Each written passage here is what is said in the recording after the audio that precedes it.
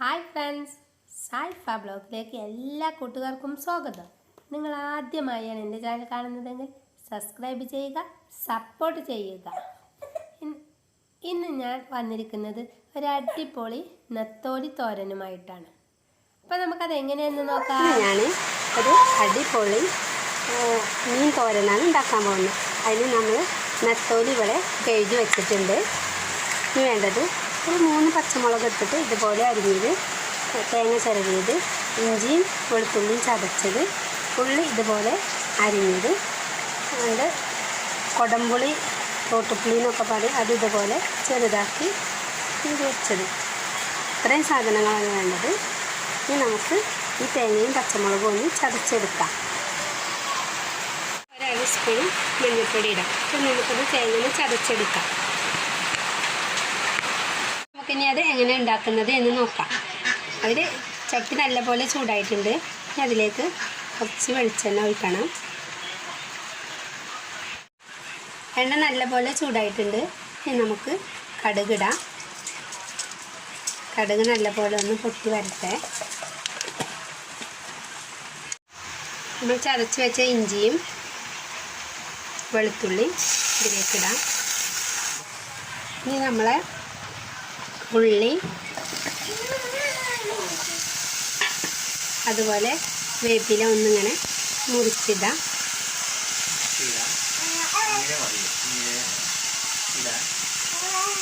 നമ്മളെ പുളി ഇതിലേക്ക് ഇട്ട് കൊടുക്കാം.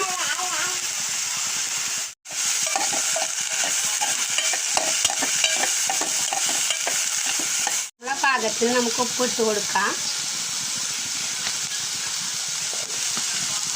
നമ്മൾ കഴുകി വെച്ച മീൻ, നമ്മൾ ഈ അരപ്പുകളെല്ലാം ഒരു ഭാഗത്തേക്ക് വെച്ചിട്ട് നമ്മൾ കഴുകി വെച്ച മീൻ നമുക്ക് ഇതിലേക്ക് ഇട്ട് കൊടുക്കാം.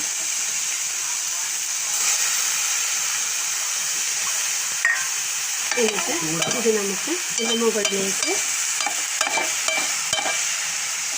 ആക്കി കൊടുത്തിട്ട് നമുക്കിങ്ങനെ കൊടുക്കാം. പിന്നെ നമ്മൾ ഈ തേങ്ങ അരച്ചതിൽ കുറച്ചും കൂടി വെള്ളം ഒഴിച്ചിട്ട് നമുക്കിതിലേക്ക് ഒഴിച്ചു കൊടുക്കാം. എരിവില്ലെങ്കിൽ നമുക്ക് കുറച്ച് മുളക് പൊടി ഇടാം കേട്ടോ. ഞാൻ പച്ചമുളക് ഇട്ടത്. പച്ചമുളക് ലേശം ഒരു സ്പൂണൊക്കെ മുളക് പൊടിയൊക്കെ ഇട്ട് കൊടുക്കാം. ഇങ്ങനെ ഇത് അടച്ച് വെച്ചിട്ട് വേവിച്ചെടുക്കാം. ഇനി നമുക്ക് അടച്ച് വെച്ച് വേവിക്കാം.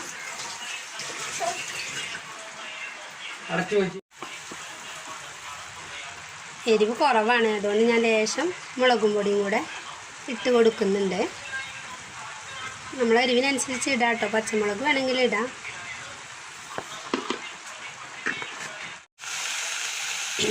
അപ്പോൾ നമ്മളെ മീൻ തോര റെഡി ആയിട്ടുണ്ട്.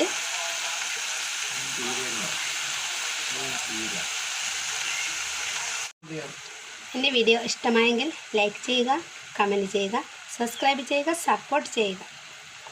പുതിയൊരു വീഡിയോയുമായി വീണ്ടും കാണാം. ബൈ.